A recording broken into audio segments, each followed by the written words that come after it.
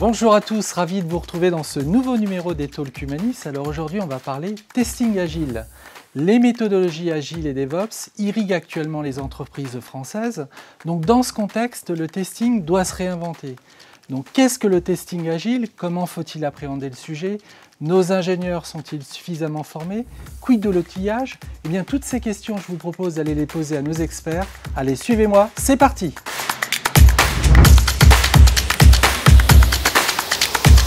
Bonjour Anthony. Bonjour Cyril. Donc Anthony, tu es Practice Manager Testing, donc bienvenue. Sachant que tu vas m'accompagner sur toute cette émission consacrée au testing agile. Alors déjà pour démarrer, le testing chez Humanis en quelques chiffres. Alors le testing chez Humanis, c'est 250 professionnels du test qui exercent leur métier auprès de nos clients. Cette offre en fait représente un peu moins de 10% du chiffre d'affaires de la société et sur laquelle en fait, nous réalisons des prestations de tests tant chez nos clients que dans nos centres de services basés à Paris, Orléans ou encore à Casablanca. Ouais, sachant que le testing est omniprésent sur l'ensemble de nos activités.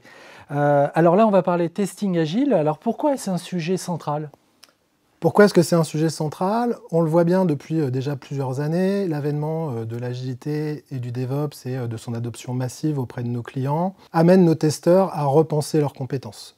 Par le passé, on leur demandait effectivement de pouvoir faire du test manuel, de pouvoir faire du test automatisé, de pouvoir faire du test de performance, chacune de ces disciplines appelant effectivement un certain nombre de compétences et une expertise spécifique. Les projets agiles et DevOps, par l'introduction de nos testeurs dans ces équipes, en fait, aujourd'hui, leur demande d'être en capacité de pouvoir faire du test manuel, du test automatisé, du test de performance, être capable d'avoir des compétences dites cross-fonctionnelles et de pouvoir communiquer avec des populations différentes, telles qu'un product owner, un Scrum Master ou encore un développeur. Très bien Anthony. Est-ce que tu connais Olivier Denoux et Alexis Totoskov ? Absolument, ce sont deux personnes très influentes dans le milieu du test. Olivier Denoux est le président de l'ISTQB, donc le standard international du test, et également le président du comité français des tests logiciels, l'instance représentative pour la France. Alexis Totoskov, quant à lui, est responsable de la filière assurance qualité au niveau de Polytech Angers. Eh bien, on a la chance de les avoir ici chez Humanis. Je te propose de les accueillir.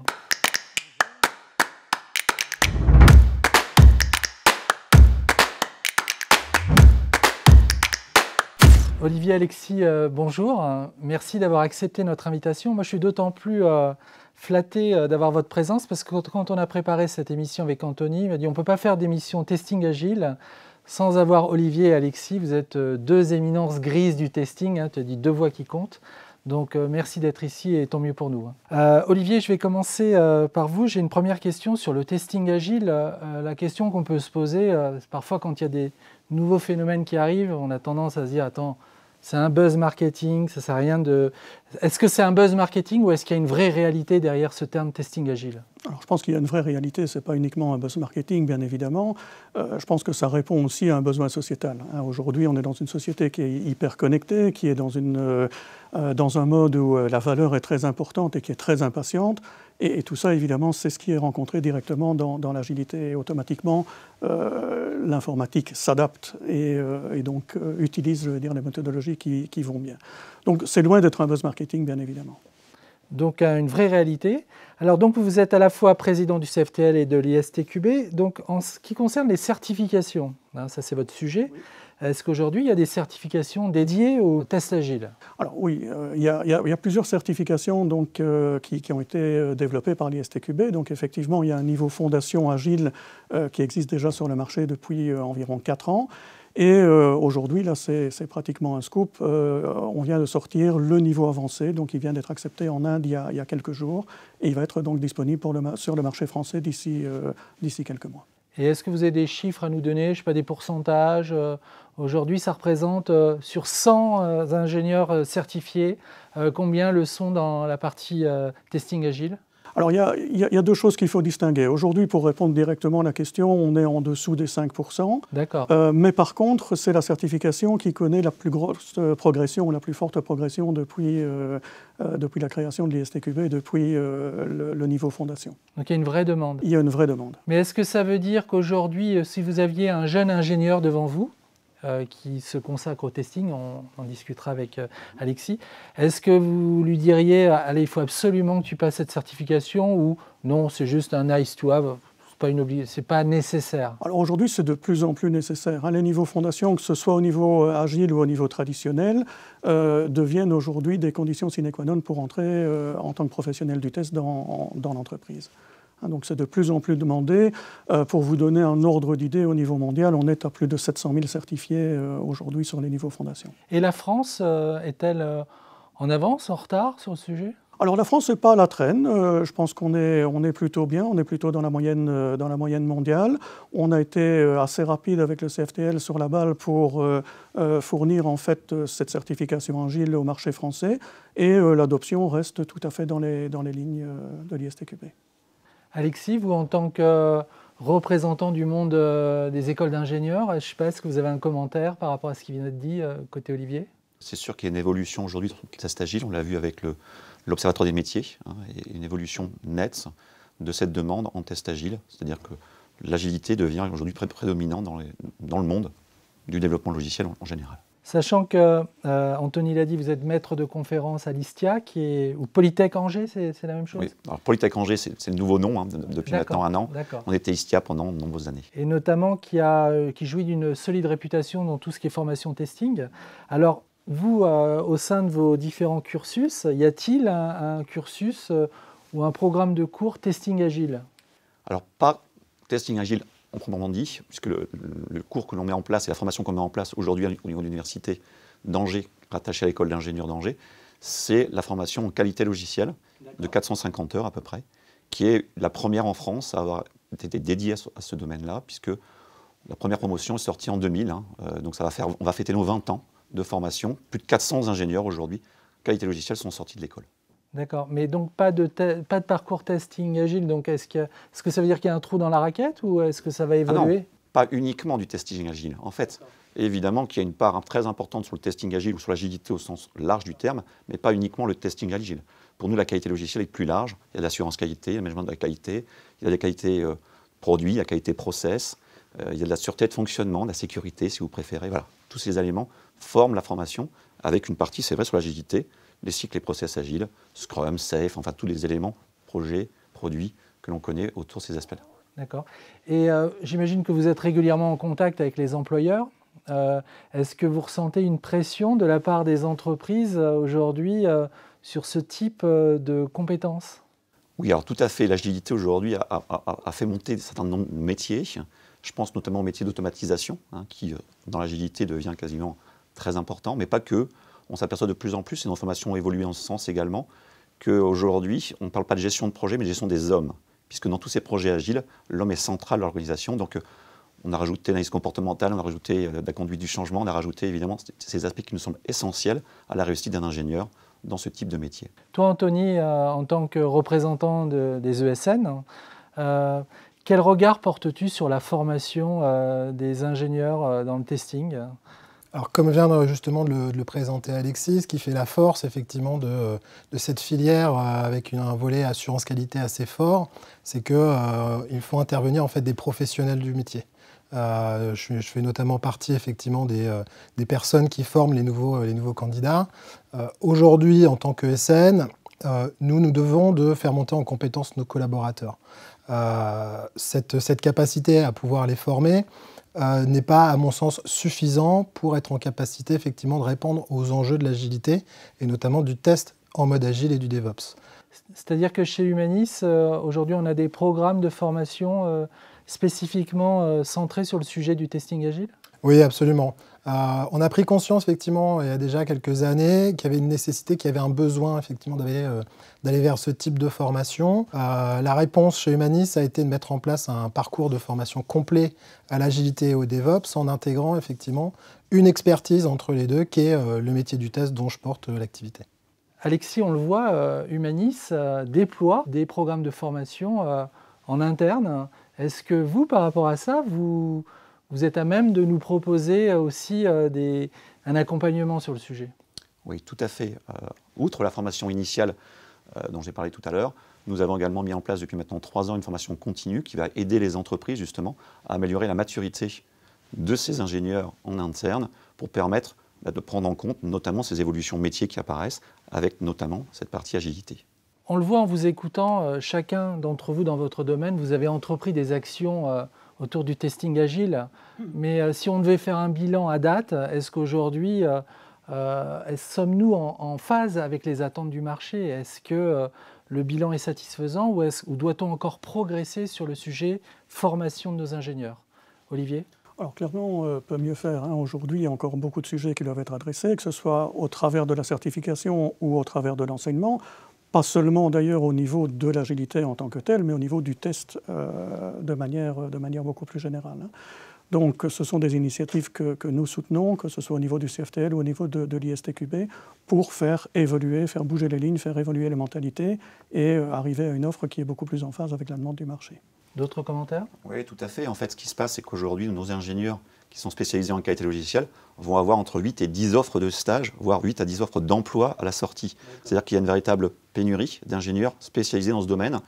Donc il va falloir également qu'on progresse dans les formations en France pour améliorer et adresser ce métier qui est aujourd'hui très important dans notre activité demain, avec la cybersécurité qui arrive, donc des tests de sécurité, avec l'IA également qui envahit des problématiques fortes qui touchent le test. Donc à tous ces internautes étudiants en école d'ingénieurs, allez dans les filières testing agile, entre 8 à 10 emplois qui vous attendent, je crois que...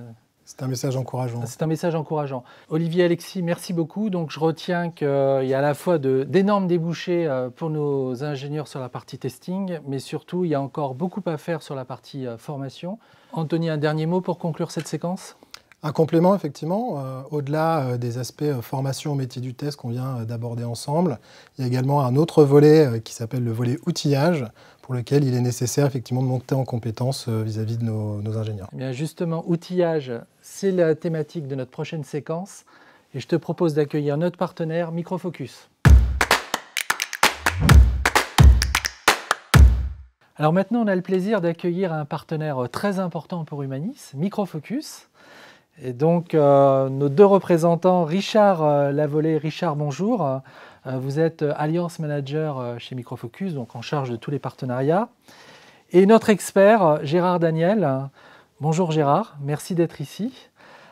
Donc déjà, je ne suis pas sûr que nous, on connaît très bien Microfocus chez Humanis, mais pour nos internautes, en deux mots, Richard, vous pouvez nous resituer un peu Microfocus? Bien sûr, Microfocus est une société britannique qui a été créée en 1976. En septembre 2017, elle a fusionné ses activités avec la société HPE Software pour donner naissance à un nouveau Microfocus, acteur majeur dans le monde du logiciel, puisque c'est dans le top 10 mondial. Il compte une quarantaine de mille de clients pour 12 000 employés avec un chiffre d'affaires annuel de 3,6 milliards de dollars. Et quelles sont vos grandes activités? Nous avons effectivement 4 grandes activités, 4 propositions de valeur qui vont nous permettre de couvrir un portfolio de bout en bout, avec une des premières activités qui consiste à la gestion des opérations hybrides. Donc tout ce qui est hybride, c'est-à-dire les applications, qu'elles soient en on-premise ou dans le cloud. La deuxième activité concerne tout ce qui est sécurité, risque et gouvernance. La troisième activité, tout ce qui concerne le big data et l'analyse prédictive. Enfin, la quatrième proposition de valeur, c'est l'enterprise DevOps, qui va permettre de concevoir et livrer des meilleures applications plus rapidement. Ce qui nous amène à notre sujet de ce jour, le testing agile. Voilà, tout à fait. Anthony, difficile de parler testing agile sans évoquer Microfocus. Oui, absolument. Il y a deux valeurs qui se dégagent avec ce partenariat avec Microfocus. Le premier, c'est que Microfocus fait partie des éditeurs leaders du marché sur les solutions de test, incontournables.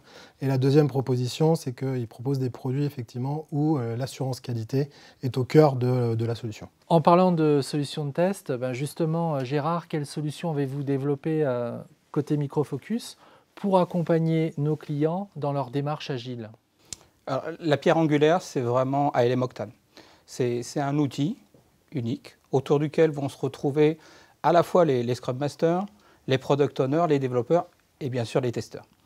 On va, avec ALM Octane, mettre en place un référentiel de test dans lequel on va effectivement pouvoir capitaliser sur les assets de test, les réutiliser bien évidemment dans le cadre de campagnes de non-régression, mais aussi évidemment avoir cette traçabilité entre la feature qui va être développée dans le cadre de mon projet agile et les tests qui lui sont associés. Dans cet environnement-là, chacun va pouvoir pour autant configurer la solution pour répondre à ses besoins. Si on prend un QA manager ou si on prend un testeur, il va par exemple pouvoir mettre en place ce qu'on appelle souvent des quality gates qui permettent de vérifier que le niveau de qualité du produit est suffisant pour continuer dans le cycle de vie. Et tout ceci va permettre finalement à Octane de proposer des tableaux de bord qui vont permettre de piloter la qualité du produit délivré, ainsi bien sûr que le pilotage de mon équipe. Est-ce que vous avez un ou deux exemples de pratiques spécifiques supportées par ALM Octane ?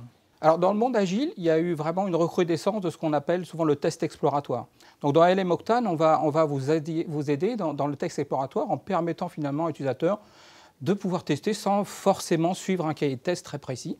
Pour autant, si à un moment ou à un autre, on a besoin de refaire le cheminement parce qu'on a découvert un bug, eh bien, tout ceci est orchestré. La deuxième grande pratique que l'on retrouve, c'est par exemple l'approche de tests sous forme de BDD, le Behavior Driven Development. En fait, c'est l'utilisation d'un langage, le Gherkin, qui à l'aide de mots-clés extrêmement simples, given, when, then, va permettre finalement de formaliser le test et d'exécuter ce test manuellement, mais ultérieurement, bien sûr, de penser à l'automatisation des tests, puisque souvent les approches que l'on appelle shift-left testing prônent l'automatisation des tests, des tests fonctionnels. Ce qu'il faut bien voir, c'est que ces pratiques-là peuvent faciliter grandement le dialogue entre typiquement le développeur, le testeur et le business owner, parce qu'ils vont pouvoir, par exemple, partager un langage commun. La dernière vraiment spécificité qu'on va retrouver dans le test agile, c'est la mise en place de l'intégration continue et du test en continu. Il s'agit ici de s'intégrer dans une chaîne de livraison en continu, ça peut être par exemple un Jenkins, dans lequel il y a des tests automatisés qui vont s'exécuter. Et quel que soit finalement le framework d'automatisation que vous puissiez utiliser, ça peut être du Selenium ou autre, eh bien on va récupérer tout ça dans Octane et vous donner une représentation de la qualité produite à la sortie de l'intégration. Ce qu'il faut avoir en tête, c'est que souvent l'intégration continue va produire énormément de données. Et donc là, les capacités qu'on évoquait tout à l'heure avec Richard autour du big data et de l'analyse de ces quantités de données va permettre de plus facilement analyser les tests qui sont en échec de façon à les corriger évidemment le plus rapidement possible. Gérard, quels sont les prochains défis à relever en matière de testing agile ? Alors j'en vois deux principalement. Le premier, c'est l'intégration continue, où on va devoir aller au-delà du test fonctionnel, mais faire aussi du test de performance et du test de sécurité, tout ça de manière automatisée. Le deuxième enjeu, c'est l'agilité à l'échelle. C'est-à-dire que pour l'entreprise, être capable d'aller au-delà de 1, 2, 3 projets qui travaillent en mode agile, mais au contraire, avoir toute cette organisation qui puisse, d'un seul et même mouvement, pouvoir travailler dans cette organisation agile, et ça, c'est un vrai enjeu. Donc une solution phare, on a vu ALM Octane, et bien entendu des partenaires intégrateurs, dont Humanis. Donc nous, la question qui nous intéresse, c'est vous, quel regard portez-vous sur Humanis ? Le groupe Humanis a de nombreuses expertises et nous avons été particulièrement intéressés par l'expertise qu'ils ont dans le monde du test agile. Micro Focus ayant fortement investi dans le domaine de la qualité agile, comme on vient de le voir avec Gérard, avec des outils comme Octane, il apparaissait donc naturel d'associer ces deux savoir-faire, d'un point de vue service avec Humanis, technologique avec Micro Focus, pour conclure un partenariat Gold, afin de pouvoir appréhender nos projets clients DevOps de la meilleure façon qu'ils soient. Donc nous sommes allés voir un client, c'est Orange Labs. Je vous propose de l'écouter. Yann Elbois, bonjour. Bonjour. Donc, merci de nous accueillir. J'adore votre t-shirt. Ouais, c'est le t-shirt officiel des testeurs Orange. La classe. Alors Yann, on va parler testing agile. Alors est-ce que vous, concrètement, vous avez déjà mis en place ce type de démarche, testing agile, sur l'un de vos projets ? Alors plus que sur un des projets, on a commencé il y a à peu près 4 ans. Alors dans un mode incitatif, surtout pas coercitif, pour bien rester dans l'esprit de l'agilité. Et puis parce que quand on force les gens, ça ne fonctionne pas. Donc les projets ont le choix, ils décident s'ils y vont, s'ils y vont pas, et s'ils y vont, quand et à quel rythme. Est-ce que vous avez un premier feedback ? Plutôt bon. On a beaucoup de petits projets qui sont allés en premier et qui ont fait des émules après, qui ont fait tache d'huile. Les gros projets y vont aujourd'hui. Alors c'est un petit peu plus compliqué parce que le passage à l'agilité à l'échelle n'est pas forcément complètement mature aujourd'hui. Alors on essaye de mettre en place des méthodos type SAFe, des choses comme ça, mais c'est un petit peu lourd. Donc voilà, on tâtonne un petit peu, mais on y va. Et concrètement, comment ça se passe? Alors, on a mis en place plusieurs opérations. La première concerne la méthodologie, où on a déployé la certification testeur agile de l'ISTQB. Ensuite, d'un point de vue outillage, on est allé à fond dans l'intégration continue, donc avec des outils type Jenkins, Git, on fait des pipelines, des choses comme ça. En termes d'automatisation des tests, on a déployé énormément d'outils, puisqu'on a des projets très variés. Et en termes d'outils de management, on a déployé l'outil Octane. Donc on a à peu près 3000 utilisateurs, plus de 500 projets aujourd'hui. Donc ce ne sont pas que quelques projets. Et vous y voyez un réel bénéfice? Globalement, oui. Alors le premier bénéfice, c'est vraiment le rythme de livraison. On est passé entre x2 et x10 en fonction des projets. Il y a des projets qui sont vraiment en DevOps aujourd'hui, qui livrent plusieurs fois par jour.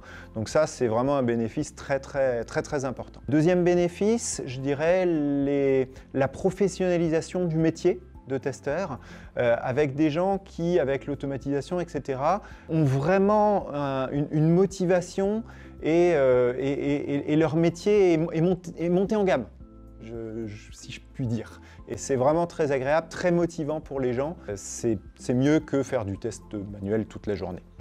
Alors quel message vous aimeriez faire passer à des clients qui seraient tentés par cette expérience testing agile, mais qui pour autant seraient encore hésitants? Alors, il faut commencer doucement sur des petits projets, idéalement déjà avec des testeurs expérimentés. Je parlais de professionnels du test tout à l'heure, c'est pas un hasard.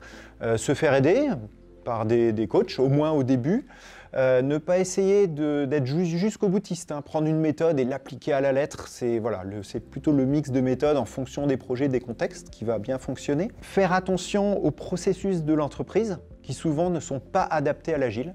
Donc quand on déploie l'agilité, et notamment dans le test, il faut aussi adapter les processus qui vont avec, pour ne plus être dans le mode cycle en V où on ne fonctionne pas de la même manière.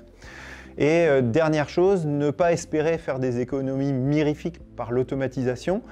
Ça ne coûte pas forcément plus cher qu'avant, mais par contre, ça fait vraiment gagner en termes de vitesse et de vitesse de livraison pour nos clients, pour nos utilisateurs.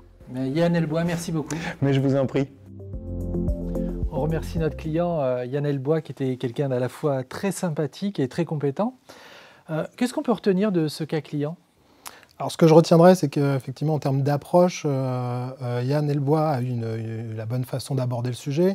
D'abord, de commencer sur des projets de petite taille et de construire autour, effectivement, pour monter en maturité sur ces aspects-là. En fait, c'est vraiment la concrétisation d'un client qui a basculé complètement en agilité avec l'outillage Microfocus ALM Octane.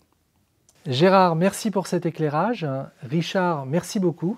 On a beaucoup appris sur ce sujet qui nous passionne, le testing agile. Anthony, je te propose maintenant de conclure cette émission en accueillant Nicolas Manac, qui est le directeur des opérations Humanis.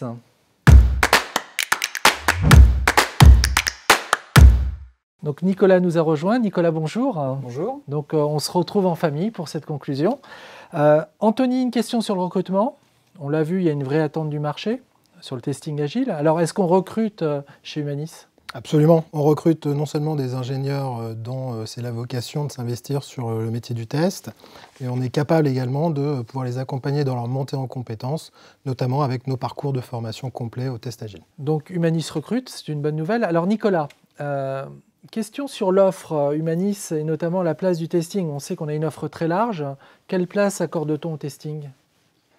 Le test a une part très importante chez Humanis. Il est omniprésent sur nos projets à engagement, sur les activités data, sur la transformation digitale, sur les solutions métiers packagées. De quels moyens disposons-nous ? Alors, Humanis a historiquement beaucoup investi sur les métiers du test. Aujourd'hui, nous disposons d'une practice dédiée. Dans cette practice, nous trouvons environ 250 consultants qui sont spécialisés dans les métiers du test. Nous avons aussi une accréditation ISTQB dans la dernière version du syllabus que nous avons renouvelée récemment. Nous avons un partenariat très fort avec l'éditeur Microfocus, qui est le leader technologique sur les métiers du test. Nous avons un centre de service à Casablanca dans lequel nous avons mis en place une testing factory permettant d'allier nos savoir-faire et des coûts maîtrisés.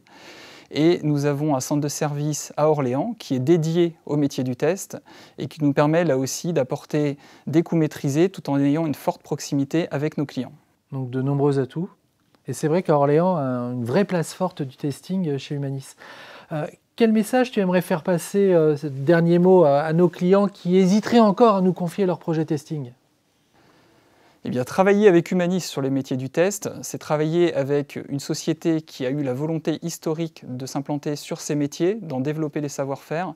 Et donc, c'est travailler avec des collaborateurs qui ont une forte compétence sur les métiers du test, dont c'est une spécialité, et qui savent le déployer sur l'ensemble des types de prestations, y compris en mode agile ou en DevOps. Nicolas, merci beaucoup. Anthony, merci. Et merci bien entendu à tous nos internautes qui ont suivi ce programme. On vous donne rendez-vous le mois prochain pour un nouveau numéro des Talks Humanis. Restez connectés.